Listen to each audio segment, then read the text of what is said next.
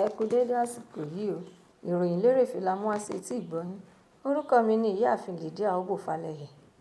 Bí ó ti ṣe kù ọjọ́ péréte kí iléyá sálà kó wọlé wẹ́rẹ́ bá wa láyọ̀ ni àwọn olùgbé ìpínlẹ̀ Kánò ti ń kọminú nípa ọ̀wọ́n gógó oúnjẹ èyí tí ó gbòde kan báyìí ní pàtó ewébẹ̀ àti àwọn èròjà tí a fi ń ṣe oúnjẹ lọ́jọ̀ èyí tí ó tún gbẹnu sókè kọjá agbára ènìyàn. Oríṣiríṣi ọ̀rọ̀ ni àwọn ènìyàn ń sọ lórí ọ̀wọ́n gógó nǹkan. Àwọn mìíràn sọ wípé ọdún tó ń bọ̀ lọ́nà ló ṣe okùnfà gbígbé ẹnu sókè tí ọjà gbé lórí, tí àwọn ènìyàn mìíràn tún sọ pé kò rí bẹ́ẹ̀ rárá. Ìrírí ti ọkùnrin ọlọ́jà kan tí orúkọ rẹ̀ ń jẹ́ Rala Labaran Tanko, ẹni tí ó máa ń ra àwọn èròjà oúnjẹ lóòrèkóòrè, ń ṣàlàyé fún àwọn akọ̀ròyìn iléeṣẹ́ Daily Post wípé abọ́ tí àwọn fi máa ń wọn ọjà tí à ń pè ní múdù kan fún jíńjà ti di ẹgbẹ̀rún lọ́nà ọgbọ̀n ó lé méjì náírà (32,000 naira), èyí tí òun kò rà nítorí ó ti kọjá agbára òun. Ó ti fi ti clove ṣe àpèjúwe wípé ìdí kan rẹ̀ tí kò kọjá mẹ́wàá nínú rẹ̀ náà ti bẹ̀rẹ̀ láti orí igba náírà (200 naira). Arábìnrin kan náà tún sọ ìrírí tirẹ̀ pé bí òun bá fẹ́ ro ẹ̀fọ́ fún ìdílé rẹ̀ tí kò ju ẹni mẹ́rin lọ tẹ́lẹ̀, àpò 2.5 náírà (500 naira) ni òun máa ń ná lórí rẹ̀, ṣùgbọ́n lákòókò yìí ẹgbẹ̀rún kan náírà (1,000 naira) ni òun máa ń ná pẹ̀lú àròyé àti ẹ̀bẹ̀ ní kí wọ́n tó lè ta ẹ̀fọ́ náà fún òun. Àwọn ọlọ́jà kọ̀ọ̀kan náà sọ èròǹgbà wọn lórí ọjà tí wọ́n gbówó lé lórí náà wípé ní ìwòye tàwọn, ohun tí ó fà á ni pé ọjà tí wọ́n ń kó wọlé sínú ọjà kò pọ̀ rárá, kò tó àwọn tà rárá. Òun ló fà á tí ọ̀wọ́n gógó ọjà lápapọ̀ tí ó fi gbéra sókè. Kì í ṣe nítorí ọdún tí ó ń bọ̀ rárá, àti pé àwọn mọ ìṣòro wàhálà tí ọ̀pọ̀lọpọ̀ ọmọ orílẹ̀-èdè yìí ń kojú lórí ọrọ̀ ajé ilẹ̀ wa. Nítorí náà àwọn kò lè ṣàdédé fi owó lé ọjà bó ṣe wu àwọn. Ẹ̀kúnrẹ́rẹ́ ìròyìn náà wà nínú ìwé ìròyìn Daily Post. Ìjọba àpapọ̀ orílẹ̀-èdè Nàìjíríà ti kéde ọjọ́ kẹfà tí í ṣe ọjọ́ Ẹtì àti ọjọ́ kẹsàn-án tí ó jẹ́ ọjọ́ Ajé nínú oṣù kẹfà ọdún tí a wà nínú rẹ̀ yìí gẹ́gẹ́ bí ọjọ́ ìsinmi lẹ́nu iṣẹ́ láti fi ṣe àjọyọ̀ pọ̀pọ̀ṣìnṣìn ọdún Sálà tí a tún ń pè ní Iléyá èyí tí ó ń bọ̀ lọ́nà lẹ́nu lọ́lọ́ yìí.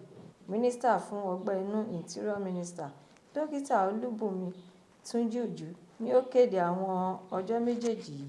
Nínú ọ̀rọ̀ àkọsílẹ̀ rẹ̀ tí akọ̀wé yányán fún iléeṣẹ́ rẹ̀ Dókítà Mangani Àjàní gbé jáde ní ọjọ́ Ajé ní ìlú Àbújá, nínú ọ̀rọ̀ rẹ̀ náà ló ti ránṣẹ́ ìkíni ẹ kú ọdún sí gbogbo àwọn ẹlẹ́sìn Mùsùlùmí jákèjádò orílẹ̀-èdè wa àti gbogbo àwọn tí ó wà lẹ́yìn odi fún àjọyọ̀ ọdún Eid-ul-Adha. Ó tún ránṣẹ́ ìpè fífi ara ẹni ṣe ìrúbọ àti níní ọkàn ìgbàgbọ́ gẹ́gẹ́ bí Ànábì Ibrahim, peace be unto him, wípé kí ìkẹ́ àti ọlá kó máa bá a, kí wọ́n sì tún rí i dájú pé àwọn ń gbàdúrà fún ìdàgbàsókè àti ìlọsíwájú orílẹ̀-èdè Nàìjíríà. Ẹ̀kúnrẹ́rẹ́ ìròyìn eléyìí náà wà nínú ìwé ìròyìn Nigeria Tribune online. Lórí ètò ìlànà àti ìkéde tí Mínísítà fún ètò ẹ̀kọ́ Dókítà Túnjí Aláùsá kéde síta gbangba ayé wípé àwọn akẹ́kọ̀ọ́ oníwèé mẹ́wàá tí wọ́n máa ń ṣe ìdánwò Senior Secondary School Examination ti àjọ West African Examination Council (WAEC) àti National Examination Council (NECO) lọ́dọọdún ni wọn yóò bẹ̀rẹ̀ sí ní fi ìmọ̀ ẹ̀rọ àti ìgbàlódé kọ̀ǹpútà ṣe ìdánwò náà bẹ̀rẹ̀ láti ọdún 2026. Ní àwọn oníbàárà pàtàkì ti àjọ WAEC àti NECO, àwọn bíi òbí, àwọn akẹ́kọ̀ọ́, olùkọ́ ilé ẹ̀kọ́ gíga àti bẹ́ẹ̀ bẹ́ẹ̀ lọ ni wọ́n tètè tako ìgbésẹ̀ ètò ìlànà náà. Wọ́n wá sọ fún àwọn àjọ méjèèjì yìí pé kí wọ́n tún lọ ṣe àgbéyẹ̀wò ètò ìlànà náà dáradára nítorí pé orílẹ̀-èdè wa yìí kò tíì kójú òṣùwọ̀n láti máa fi ìlànà CBT ṣe ìdánwò rárá. Ọ̀pọ̀lọpọ̀ nǹkan èlò irinṣẹ́ fún ìdánwò náà ló gbọ́dọ̀ wà nílẹ̀, kí àwọn àtúnṣe lóríṣiríṣi gbọ́dọ̀ wáyé ní gbogbo ibi tí ìdánwò náà yóò ti máa wáyé. Lẹ́yìn ìgbà náà ni àwọn adarí àti olórí ilé-iṣẹ́ WAEC àti NECO wá fún wọn lésì wípé àwọn ti gbáradì dáadáa láti kojú kí ìṣòro tó bá fẹ́ dènà ètò ìlànà tuntun náà. Wọ́n tún wáá fi kún ọ̀rọ̀ wọn wípé àwọn ti múra sílẹ̀ láti pèsè gbogbo ohun èlò, irinṣẹ́, ẹ̀rọ tí àwọn akẹ́kọ̀ọ́ tí ó bá fẹ́ ṣe ìdánwò náà yóò lò.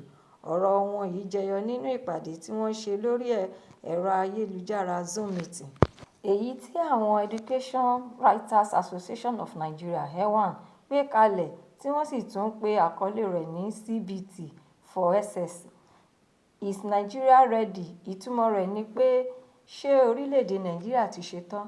Níbi ìpàdé náà ni àwọn olórí àti adarí olú ìlú iléeṣẹ́ wọn lápapọ̀, Head of National Office (HNO) of WAEC, Dókítà Amos Dangote àti Registrar of NECO, Ọ̀jọ̀gbọ́n Dantani Ushishi, wọ́n ṣàlàyé wípé àwọn ti ń lo ètò ìlànà CBT fún àwọn ìdánwò kọ̀ọ̀kan tí ó sì mú èso rere jáde.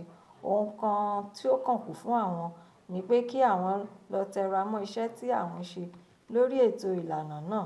Wọ́n tún wá tẹ̀síwájú nínú ọ̀rọ̀ wọn wípé ìdánwò WAEC àti NECO ti November-December ti ọdún yìí ni àwọn yóò ti kọ́kọ́ bẹ̀rẹ̀ ìlànà CBT yìí kí àwọn tó wá lọ lò ó fún àwọn akẹ́kọ̀ọ́ oníwèé mẹ́wàá ti ọdún 2026.